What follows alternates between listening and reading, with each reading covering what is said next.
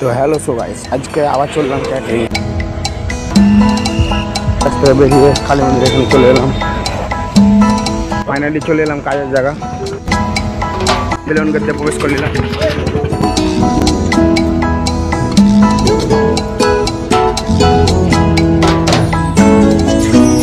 কাজ চলছে, সব ছেলেবেলা পাতা করছে।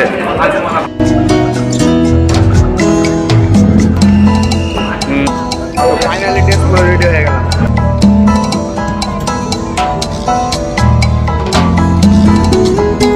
ফাইনালি ব্যাচ স্টার্ট করে দিলাম।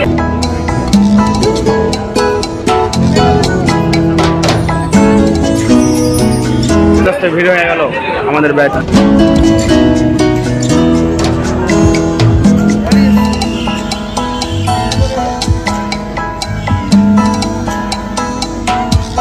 আজকে ছিল এই ফুচকিটার জন্মদিন।